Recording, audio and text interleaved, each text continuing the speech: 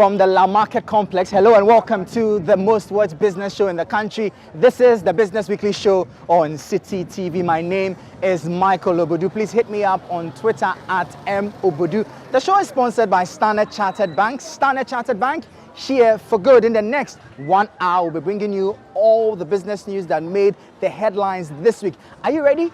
Come with us as we make business news fun again. Let's go.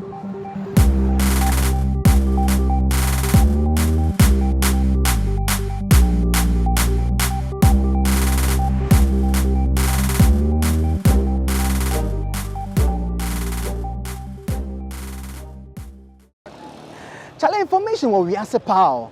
Have you heard that the reported value of fraud against banks and specialized deposit-taking institutions for last year was 1 billion Ghana cedis? What shocks me is the fact that the figure for the previous year wasn't even up to 200 million Ghana cedis. Now, this isn't the best at all, especially as we are striving to be a cash-light society.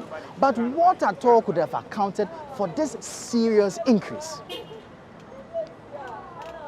The emergence of the COVID-19 pandemic, according to the fraud report by the central bank, saw customers who were not used to digital and electronic methods of making financial transactions being compelled to use them. Consequently, some sections of the banking sector were exposed to heightened levels of fraud-related risk due to the increased patronage of electronic and digital products and services. In total, the year 2020 recorded a marginal increase in reported fraud incidents with a minimal decrease in losses. A total case count of 2,670 cases were recorded in the year 2020 as compared to 2,311 cases in 2019, representing a year-on-year increase of about 15%. Despite the reported value of fraud rising to 1 billion cedis in 2020, actual losses incurred as a result of fraud for 2020 stands at 25.40 million Ghana cedis as compared to an estimated loss of 33.44 million Ghana cedis in 2019, representing a 24% decrease.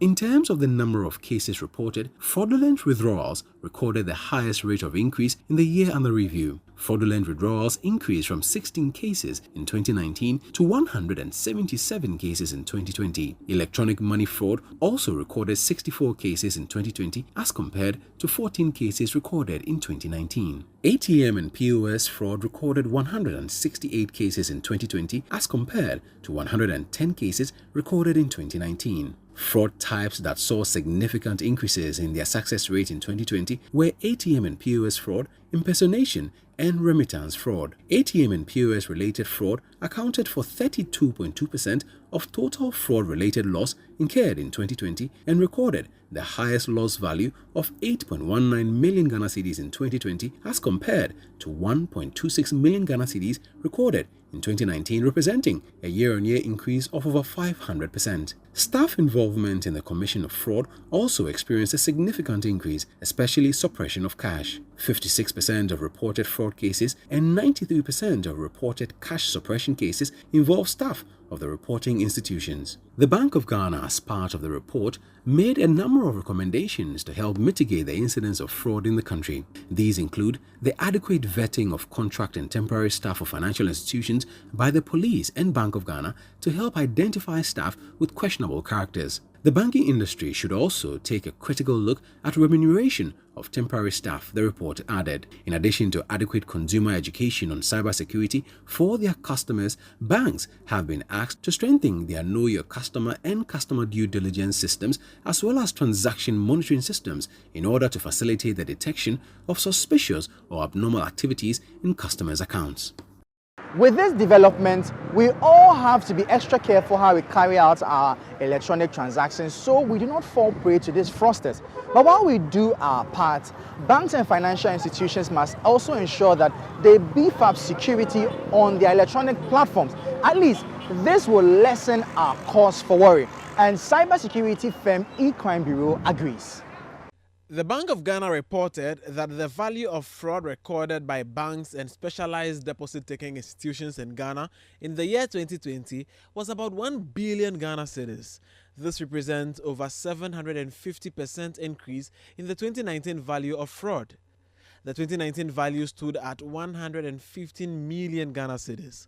The acting head of technical operations with cybersecurity firm E-Crime Bureau, Eric Kweku-Mensah, charged banks and specialized deposit-taking institutions to tighten security checks on e-banking products sold out to the public. Oftentimes, when we are rolling out products within the banking sector, we pay keen interest in customer experience, but it's very, very important that we make security the core of our assessments. So before the product comes out, you ought to do some kind of security assessment to ensure that it's fit for purpose, so that criminals don't identify loopholes within the product that we are issuing out to commit fraud within the organization.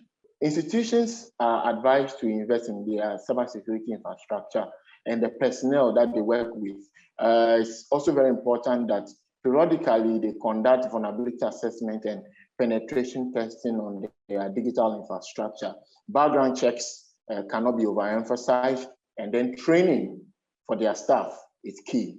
Mr. Mensah also urged the public to be wary of unsolicited requests by SMS or by email and report any such occurrences to their banks. So for the general public, it's very, very important that we are wary of unsolicited requests, either via emails, via SMS, or phone calls. We all know that the mobile money scams have been so huge. Similarly, there have been social engineering attacks via emails and the rest. So we just have to be very careful. We hope things improve soon so that we begin to record lower figures. Clearly, the new board of the Bank of Ghana has a lot of work to do. Not only do they have to work to improve the security of transactions, but the president also wants them to work to address the issue of high interest rates. The Bank of Ghana lends to commercial banks at a rate of 13.5%, but the average lending rate the banks give out is about 20%. How are businesses going to be competitive when they have to deal with their counterparts from other countries who are getting loans at single-digit rates? The governing board of the Bank of Ghana is responsible for formulating policies for the achievement of the bank's objectives. The new board is chaired by Dr. Ernest Addison, Governor of the Bank of Ghana. The members include Dr. Maxwell Opoku-Afare, First Deputy Governor of the Bank of Ghana, Mrs. Elsie Adu-Awoji, Second Deputy Governor of the Bank of Ghana, Mr. Charles Kofi Edubuahin, Minister of State at the Ministry of Finance. The other members are Dr. Kwame Owusu-Nyantichi, Dr. Samuel Ni Noyashong, Mr. Jude Kofi Bakna, Mr. Joseph Bligna Mahasan, Mr. Andrew Adinote Boydo, Mrs. Comfort Okran, Dr. Regina Duchum, Mrs. Angelina Chermanting Jimo, and Professor Eric Osei-Sibe. While congratulating the new board, President Akufo-Addo bemoaned the gap between the central bank's monetary policy rate and average interest rate of commercial banks. Use this occasion to bring into focus a matter of great importance for the rapid growth of our economy. That is to urge the bank to interrogate the issue of high interest rates in Ghana and how the problem should be addressed to enhance the competitiveness of the private sector. It is surely not right that the central bank's monetary policy rate stands at 13.5%, whilst the commercial banks lend to the private sector at rates of 21% and above. This is a gap we have to bridge if we are to realize the vision of a Ghana whose economy is globally competitive. I believe the Bank of Ghana is best placed to lead this process of reflection and action. On his part, the Governor of the Bank of Ghana and Chairman of the new board, Dr. Ernest Addison, assured that they will work hard to ensure that the central bank delivers on its mandate. On behalf of the members of the newly appointed board and myself as the chairperson, I extend our warmest appreciation for the confidence you have reposed in us. The task that you have given to us comes to us with a greater sense of responsibility to deliver on the mandate of the bank for the benefit of the Ghanaian economy. We are therefore committed to deliver on this mandate. Given the rich and diverse background of the team on the board, there is no doubt in my mind that together we can build on the solid foundation that has been laid by our predecessors and take this institution to even greater heights. I look forward to good cooperation and interesting deliberations on some of the critical issues concerning the economy, especially what you have identified this evening in terms of the spread of the interest rates of the commercial banks over the policy rate. The issue of high interest rates must be a pressing one for the government because the senior advisor to the president also made some comments on it. He argues that the financial sector cleanup has dealt with some of the risks that contribute to the situation. So clearly, banks should be able to do something about it. The financial sector cleanup saw the revocation of licenses of 9 commercial banks, 23 insolvent savings and loans companies and financial houses, as well as 347 microfinance firms. The shake-up significantly altered the banking landscape. Experts in the sector have since described the banking industry as sustainable. It is also the view of the senior advisor to the president, Yaw Osafo-Marfo, that the reforms have reduced the risks associated with banking, hence the need for commercial banks to review their interest rates. The monetary policy rate has dropped from 14.5% to 13.5% in the past 12 months, while the average lending rate has only dropped from 21.95% to 20.61% within the same period. Already, President Akufo-Addo has charged the new board of the Bank of Ghana to interrogate the issue of high interest rates in the country, which traders and other industry players have consistently protested. Mr. Osafo-Marfo tells City Business News the call on commercial banks to review their interest rates is to enable businesses remain competitive, especially in the era of the African Continental Free Trade Area Agreement. Our appeal to the banks that it is not enough to show fat profits at the end of the year, publish them in the newspapers, and feel good. It is equally important for a bank in Ghana to point a finger at an industrial establishment he has supported to succeed. Because if the banks don't look at development from that angle, we are not going to solve our problem of unemployment. That is my concern. So it is not just to have a very nice balance sheet with good profitability. It is also better for you to say, I made this industry. I created that project. I did that. Why? Because you have established employment for our country. So banks, you have a job to support our industry so that we succeed on AFTA. I believe very, very strongly that with the location of AFTA here, we have no reason not to succeed as an industrial giant in Africa. Now to some tax-related stories. We should expect some improvement in our revenues because the government has launched a program that will identify and seal various revenue loopholes in key sectors while encouraging compliance. Let me not spill all the beans. Our next video has the details. Ghana has for many years lost huge amounts of money due to the lack of efficient tax collection systems and inability to monitor the figures. In the first half of 2021 alone, the Ghana Revenue Authority has witnessed a 212 million cedi shortfall in tax revenue. The authority collected 25.89 billion cedis in tax revenue as against 26.1 billion cedis targeted for the period. In the recent mid-year budget review, the Finance Minister announced the setting up of the Revenue Assurance and Compliance Enforcement RACE initiative to help the country achieve its revenue mobilization target. RACE is expected to identify and eliminate revenue leakages while reinforcing the culture of compliance, especially in areas such as petroleum bunkering, gold and minerals export, port operations, and free zones operations. It also aims to increase the revenue to GDP ratio to support the implementation of the Ghana Cares or Batampa program. Vice President Dr. Mahmoud Bawumia, speaking at the launch of the initiative, noted that RACE can only come out successful depending on its ability to leverage on technology. The effectiveness of the RACE initiative depends on the ability to leverage on technology and to integrate the rich databases from the Ghana card, the TIN, digital address system, passport, and DVLA databases, amongst others. The timing of the implementation of the race initiative rides on the back of the integration of the diverse databases now available for planning purposes. And we are expecting that by the end of this year, most of this integration of the databases would have taken place, because they are ongoing and it is actually a good progress that they are making.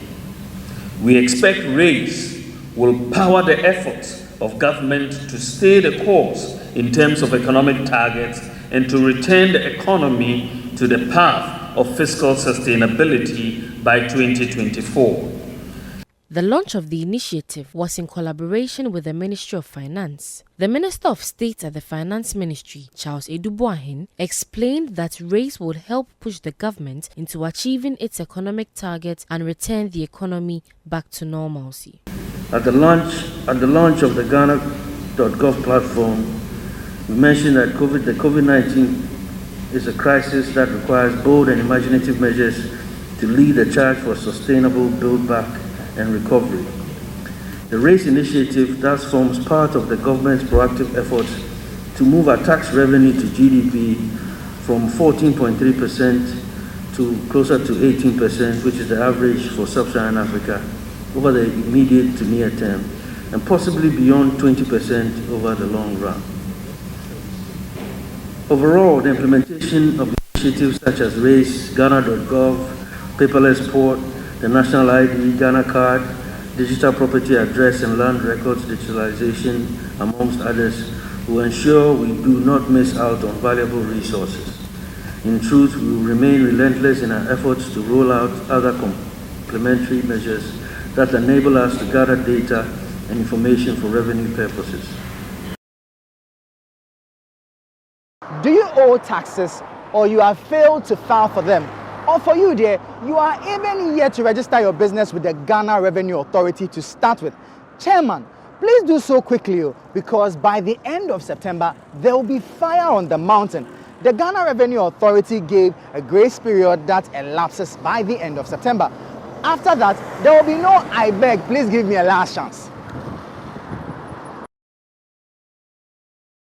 Persons who failed over the years to fulfill their tax obligations to the state would only be compelled to pay the principal debt owed, while any penalties and interest accrued for the period ending December 31, 2020 will be pardoned. Speaking to the media on the sidelines of a corporate social responsibility event to donate 640 hand-washing units and assorted PPEs to 160 selected basic schools across the country, Reverend Amishadai also Amwa said the authority hopes that tax defaulting organizations will take advantage of the amnesty period to avoid any sanctions. The response has been very encouraging, but we are also intensifying the advertisement and the promotion between now and end of September. The end of September is actually not the complete end, but that's when the taxpayers are supposed to put in their applications. So if you have not applied by the end of September, then it means that you have not taken advantage. So I want to use this opportunity to encourage all taxpayers that whether you have penalties, whether you have interests that are outstanding, please, they have about a month more to go. Let them come in and take advantage so that we can review. There have been many taxpayers who have come. And once you finish by September, you have up to December to make the payments, and then you will enjoy the waiver of the penalties and the interest.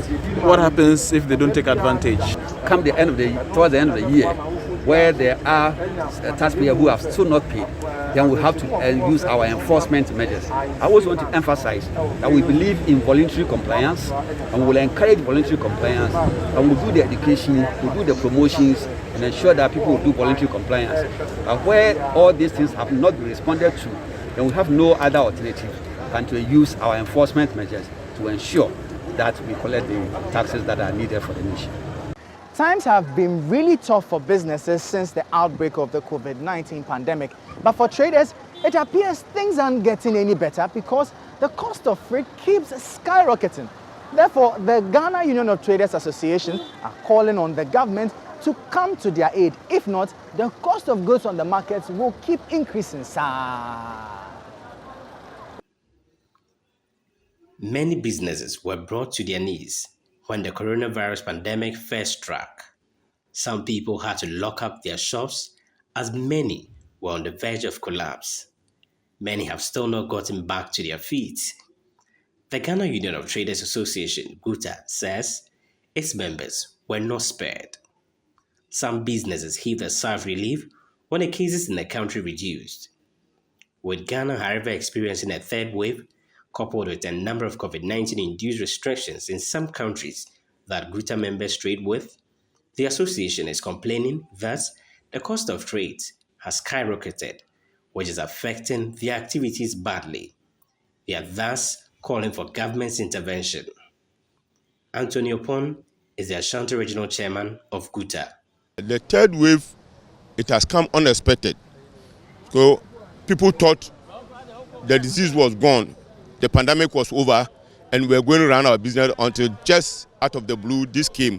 So it has come to distort everything. Business has started picking, and we're expecting business to boom as normal. But because of the third wave, now everybody is scared, even coming to town. And since it has affected people's incomes, it means sales will go down. So we are having a whole lot of effects. Yeah, one of the biggest challenges now is the freight. We used to pay an average of $3,000 somewhere in November. Now it has shoot as much as $12,000 for a 40-footer container. So that's the cost of the push in the prices in the market right now. COVID is the result of all of it, because they say most of the containers are locked up in Europe, in America, and other places. So they're later in the system, with the demand still there, the price definitely goes up. That's the reason why the prices are going up. The government, I think the government can only come in by talking to the shipping line, so that if there's something they can do about it, they should do it to help bring in the cost of the freight down. As some traders continue to struggle to make ends meet, Mr. Antonio Pon has challenged members of GUTA to come up with prudent and innovative business strategies in order to survive. We can only encourage, so we've been encouraging them, we've been telling them to take prudent measures as far as their financial situation is concerned, because this is a pandemic area. If you don't take care and you lose your capital, it means when everything is over and you want to start, you have to start from scratch, and getting a loan to start afresh is a big problem.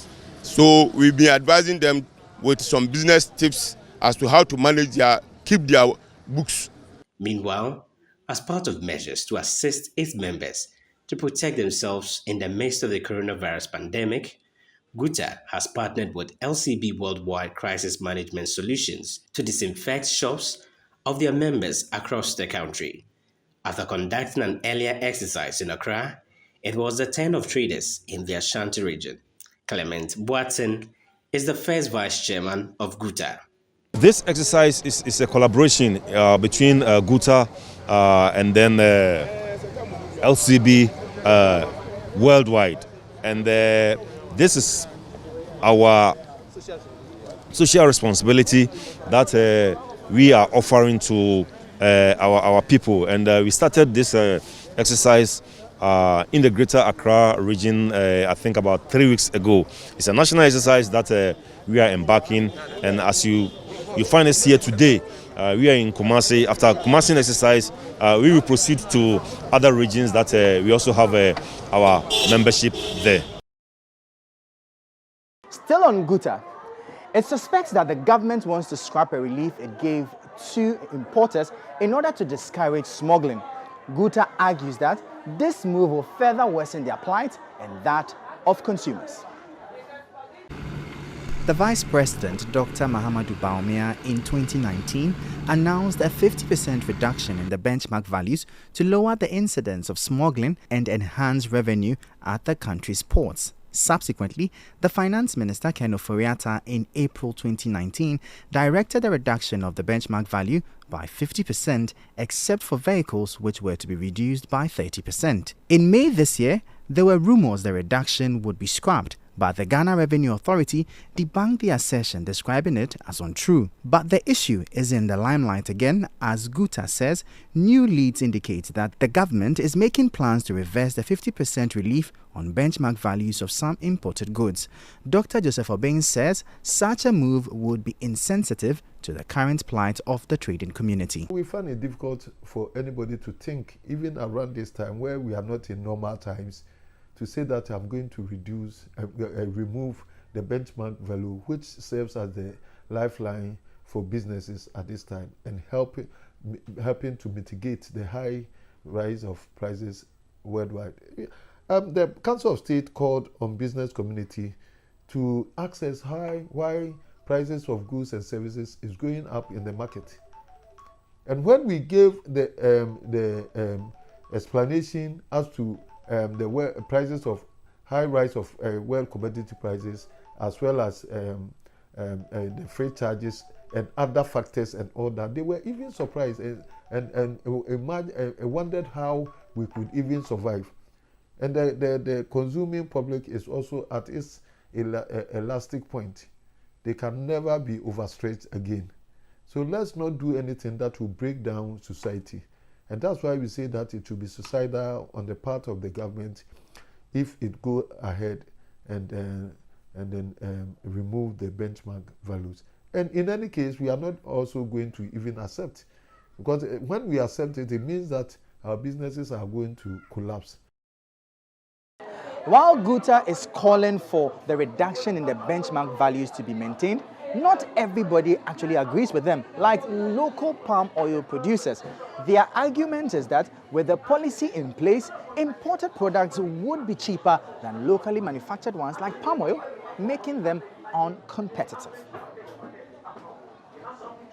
As part of reforms at Ghana's ports aimed at reducing the incidence of smuggling, enhancing revenue mobilization, and making Ghana's ports more competitive, the government in 2019 slashed the benchmark values for all imports by 50%, except for duties on vehicles, which went down by 30%. Ghana Union of Traders Association, GUTA, says the policy has been a lifesaver amidst the pandemic, but industry group head of Avnash Industries Ghana Limited, Vipul Jain, said the move rather makes local manufacturing uncompetitive. Now in Ghana, everybody expects that the paddy prices should be more, it should go up, 10%, 15%. But from where we import, from 2016 to 2020, there is hardly anything. That is parboiled. So it has remained here, and the paddy price locally is going up. Plus, now with the 50% benchmarking, how it looks. Now this is how it looks. If we buy at 172, at which Nigerians have bought, I will lose 21%. Direct cash loss, which made us uncompetitive, and we cannot sell at that price in the local market because the imported rice is cheaper. The president of the Artisanal Palm Oil Millers and Outgrowers Association, Paul Kwabena Amining, told City Business News the 50% benchmark value reduction policy only enriches a few traders to the detriment of the ordinary Ghanaian. We are being affected seriously. When we say being affected, oil palm employs close to 1.8 million Ghanaians from the value chain. We have people who grow the fruits and all that, the farmers, transporters and all that. When there's a reduction in the benchmark value, what they did about 2-3 years ago, it means we are supporting Malaysian economy. Why? Because you go and buy CPO, crude oil, vegetable oil, and come and sell at very cheap in Ghana market. Meanwhile, the farmers who produce the food are not being supported by any government agency. They are now doing it. So we are struggling to make a living. So if you do that, it means you are supporting someone's economy. Let's see how all of this settles. But away from that, the government has come under fire lately for a number of projects it plans to implement, like the Japan royalties deal and the recent one, Aker Energy and the AGM Petroleum Ghana Limited issue. The African Center for Energy Policy, ACEP, says the government would have to review its approach. If not, should expect more heat. Civil society organizations have mounted fierce oppositions to some of government's proposed projects, such as the Japan royalties deal and recently moves by the government to increase its shares in Aker Energy and the AGM Petroleum Ghana. The Alliance of Civil Society Organizations, CSOs, working on extractives, anti-corruption and good governance had asked the government to suspend the establishment of the Special Purpose Vehicle SPV, Japan royalties, to manage the country's mineral royalties until all documents relating to its establishment and its owners have been disclosed. A similar request was made with the Aker Energy and AGM Petroleum move. The Africa Center for Energy Policy, ACEP, says the government must review its approach in carrying out such transactions. Benjamin Boache is the executive director of ACEP. Government is doing something wrong, and governments have done a lot wrong over the years. And, you know, if you have been following these kinds of transactions, it has become almost like a template where, you know, major transactions go through Parliament with the speed of light. And the fundamental question you ask is, what are we hiding? What is the agency around resource contracts, around power contracts?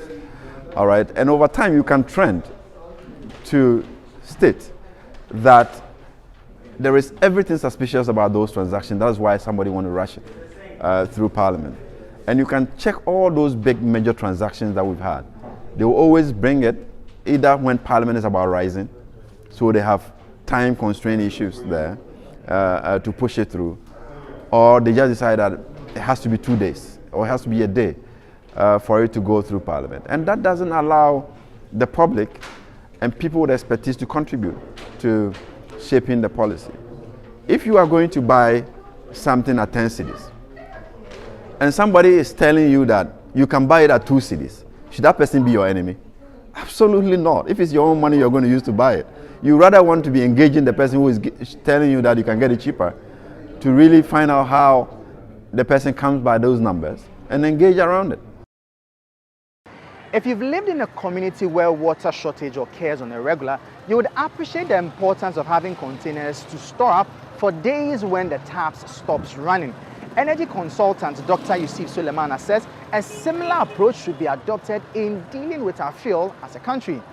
Oil prices on the global market are beginning to drop, and Dr. Sulemana believes now is the best time to increase our capacity to store up in preparation for when the price begins to hike again.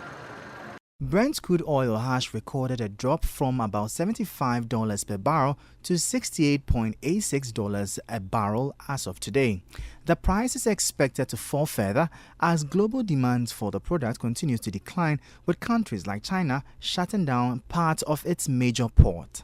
Despite this price dip on the global market, prices at the pump recently went up from 6 cedis 28 pesos to 6 cedis 35 pesos a move. The Chamber of Petroleum Consumers (COPEC) blames on the depreciation of the cedi. Energy consultant Dr. Yusuf Sulemana says the government must do more to protect consumers from the price hikes. Within a period of 1 month, you remember some time ago, oil prices moved from a minimum of 40 to as high as 60 thereabout. If you remember back of the first quarter of this year, you know. So assuming we had a massive storage capability when oil prices dropped. In fact, that's what developing and developed nations did. China stored a lot. All consuming nations, that is their strategic advantage.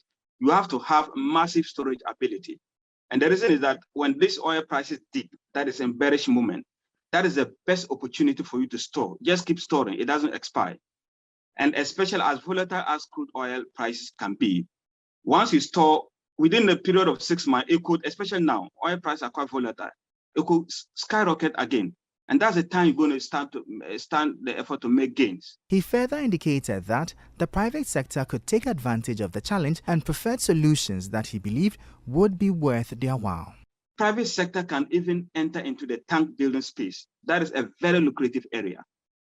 If you can build, if a private man can have a tank farm that can store hydrocarbon products, and in this moment in time, I think that person is going to, drive a lot of benefits. And so these are the areas that we have. Unfortunately, none of these areas we are doing much. Refinery is not working. Strategic reserve, they can't boast even up to they cannot boast up to 3 weeks. that is so unfortunate. And if you combine the entire nation, our storage capability, everything, it's not up to 1 month. And that's also scary. And that's an energy security issue. Isn't it interesting that while global oil prices are dropping, we are rather experiencing a hike in the price of petroleum products? It doesn't add up, right? Over the weekend, petroleum prices went up from 6 cedis 28 pesos to 6 cedis 35 pesos. Some cars selling at 6 cedis 38 pesos. Well, the Chamber of Petroleum Consumers has been providing some answers to this. Fuel prices were generally expected to fall in the second pricing window of August due to the dip in prices on the international market in response to fears that rising COVID-19 cases will negatively affect demand for crude oil and its products. However, fuel prices at the pumps of major oil marketing companies shot up from 6 cedis 28 pesos to 6 cedis 35 pesos over the weekend. This also comes at a time when Brent crude oil prices on the world market, as at noon on Monday, was selling at $67.28 per barrel after dropping from over $75 per barrel at the end of July this year. In an interview with City Business News, Executive Secretary of COPEC Duncan Amos said a review of the pricing policy regime might be the only option to mitigate the increase in fuel prices. This very recent increase of about 12 pesos per litre, which has seen pump prices move from 6 cedis 23 to about 6 cedis 35 for most of oil marketing companies, where some are even doing 6 cedis 38, that's the 16 pesos area. It's clearly one of concern and a source of worry to all of us. I can confirm that it is largely as a result of the depreciated Ghanaian cedi. The cedi is currently not doing too well. If you take for petrol EMS on the international market per the window, it went up by between 4 and 5 pesos, while Argo or diesel came down by about a peso or 2. And so grossly, prices should have been stabilized as one expected. Unfortunately, the cedi is reported to be doing very, very poorly, and for which reason pump prices have gone up once more. This again calls into question the kind of pricing policy regime that we are using in this country. If you don't have the cedi making you pay more for fuel, then it's world market prices making you pay more for fuel. If it is not world market price and the cedi, then it's a function normally of government taxes making you pay more for fuel. All these three parameters have often than not worked negative to the Ghanaian public, and it brings or reinforces our position that this whole deregulation enterprise ought to be looked at again.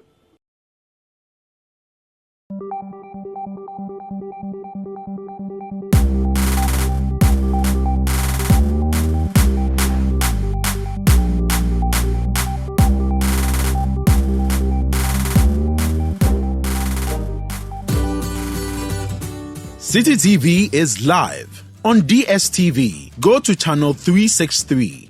On GoTV, access City TV on channel 182. On a digital TV, please press the menu button on the remote control and run a new search on your TV. Take note that without an antenna, you cannot access City TV on your television. City TV can be accessed on a free-to-air digital box like the GoTV and StarTimes box. City TV, it's your world.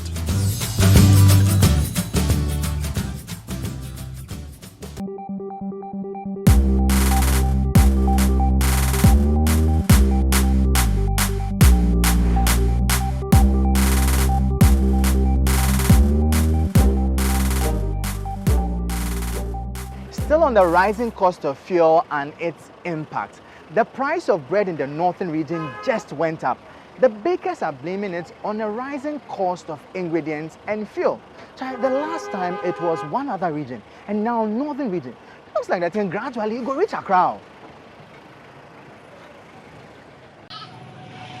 A visit to some bakeries in the Tamale metropolis on Wednesday, August 25th, saw empty shelves with no signs of workers at work. 2 years ago, the prices of bread increased after a few days' strike. The bakers say consumers should brace themselves for an increase in the prices of bread from Thursday, August 26, 2021.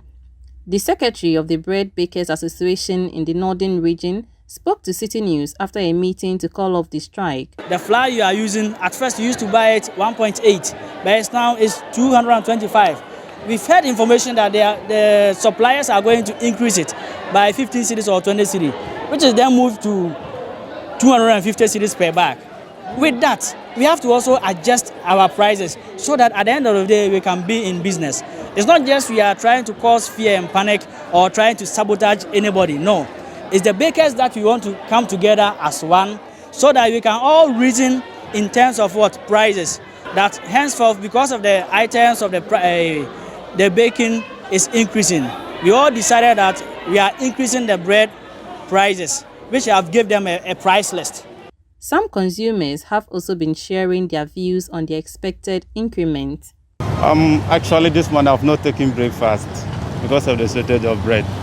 We are those that like bread so much. And looking at the shortage, it has increased the prices of the few you get to buy. Something that used to be 3 cedi, now you get it at 4 cedi. That one itself is very competitive. You have to go and queue for it. This increment, with the current economic situation, it means that consumers will surely be at the suffering end. Bread has become one of the very usual delicacies. In our homes, parents will travel and you get to the house and the first thing the kids will be looking for is bread. Even in our secondary schools now, bread is part of their meal, and not all the schools are able to bake on their own. So if bakers are on strike, we those who consume in our households will not be able to get that, and even some of the institutions will not be able to get that. This is going to affect people's pockets, because if you have a situation where you have to spend like 5 cedis to buy bread, maybe Milo, sugar in the morning before you step up to work, then you now have a situation where you have to add another money to cater for bread. I think it's already going to worsen the already precarious situation in the economic situation of people. It is not only the price of bread that has been increasing. Maize too is in a comfortable lead. And with that, the traders say we should not expect a reduction anytime soon. No wonder the size of Davis Kinke has reduced.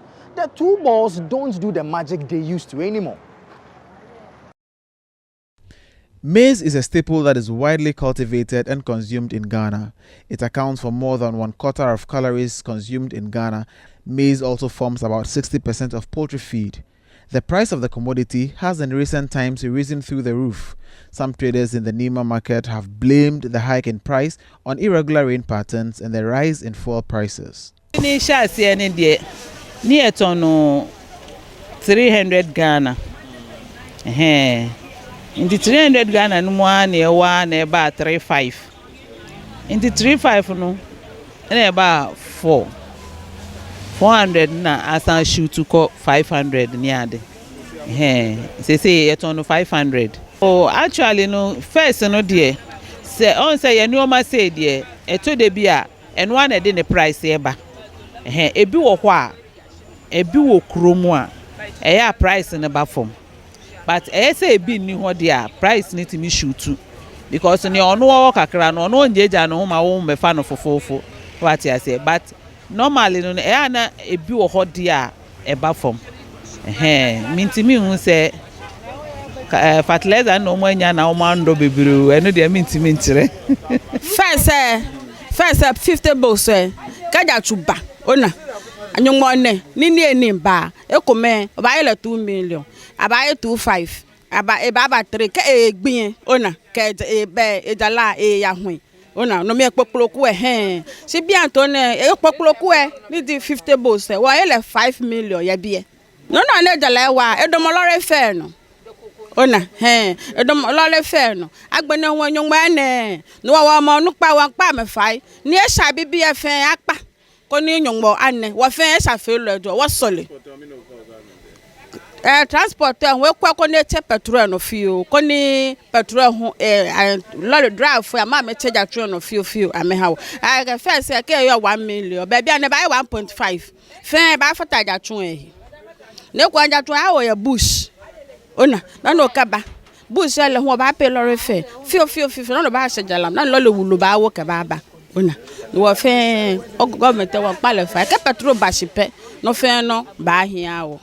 Poultry farmers have also blamed exports as a cause of the shortage, leading to the hike in prices. The Greater Accra Poultry Farmers Association has thus been at the forefront of demands for the government to regulate maize exports, just as it has done with soya beans, in a bid to guarantee a sufficient supply of the commodity for poultry feed production. Like I said, we firstly are happy that some action has been done, but it's a small portion. Because you have wheat bran, maize, and soya. Soya is about 15%, maize is about 60%, and wheat bran is about 5%.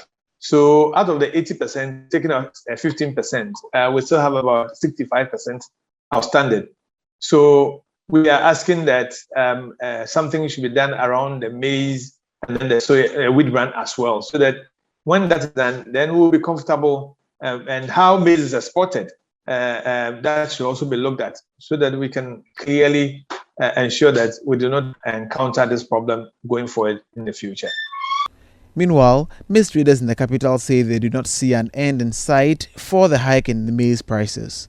Eduru bronya na se nipa ni hia sika ebetimi aba form once call form once na wa obetimi atono oto a eno ano no wa nton so a before bronya ni betwam no na che se lai unya no fufufu biom but se aduane ne ba kese de a eno de enye nwanwa ebetimi aba form but emma form kwata because of fuel na ya tumu ni nti omo tutu lorry fare ni ade se nyankopon ye nsentire ni dia ba pa se ya tu fuel mu no de se government betimi di fuel na aba form de a en de ye wo hope ba pa se ni ya tibia ye wo mu de minya sure. In the meantime, the government has given a limited concession for the import of maize to stem the tide.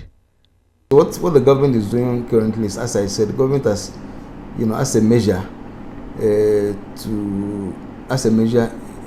giving some permits to some companies to bring in some maize. The importation of maize in particular is not something that government encourages, but because of the exigencies of the times, government has decided to actually allow some companies to bring in, some maize, and these maize will be subsidized for the farmers. So I think it's a good thing that we need to, that is a good point that we need to make. And then for the wheat bran, that's also in short supply. We've also met some of the major suppliers of the wheat bran in the country, to make sure that they come to the aid of the poultry farmers. Finally, the Information Minister Kojo Nkrumah believes that the media can serve as a medium to positively influence society towards government's efforts towards recovery amidst the COVID-19 pandemic. He has therefore charged the media to lead the way in this regard. He spoke during a business meeting organized by Graphic Business.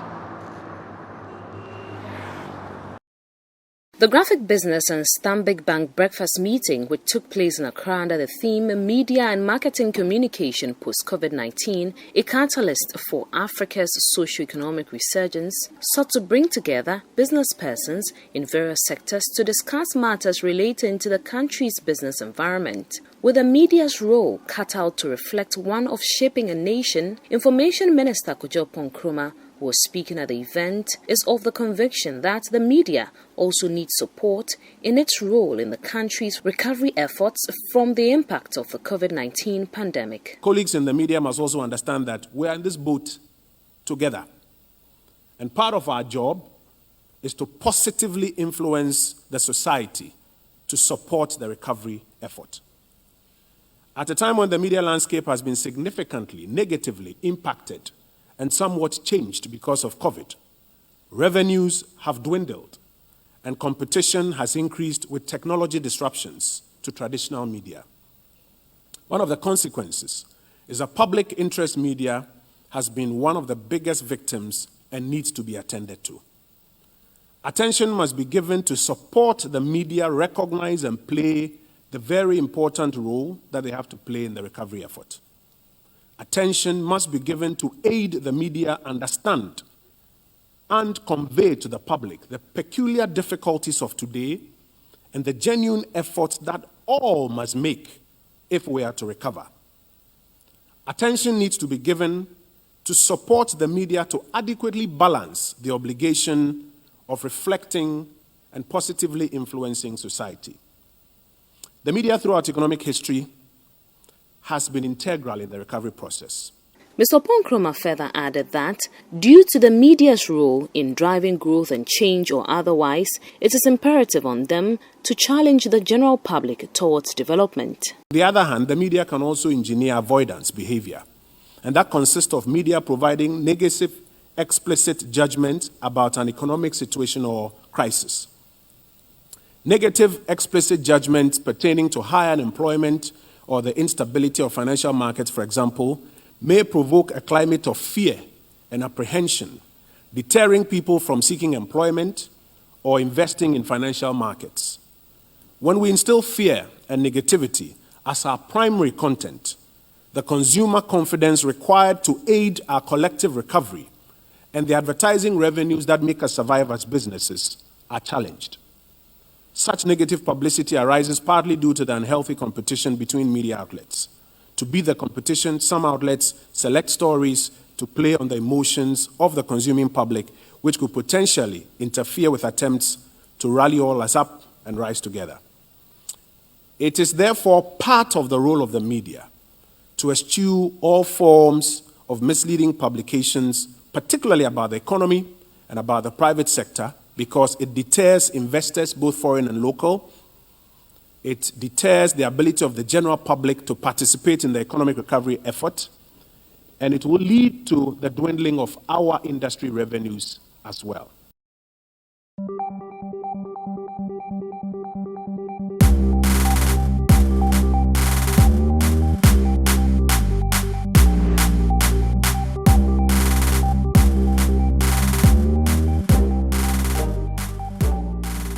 Thank you for tuning in to the most watched business show in the country. This is the Business Weekly Show on City TV. Our time is up. But yep, as always, the show was sponsored by Standard Chartered Bank. Standard Chartered Bank, here for good. Don't miss out though on our business dashboard, which airs every weekday at 10 p.m. sharp, which I repeat the following day at 7 a.m. And yes, our website, citybusinessnews.com, has regular business news updates for you. My name is Michael Obodu. Hit me up on Twitter at @mobodu. Catch you same time next week. Stay safe, stay informed, and bye-bye.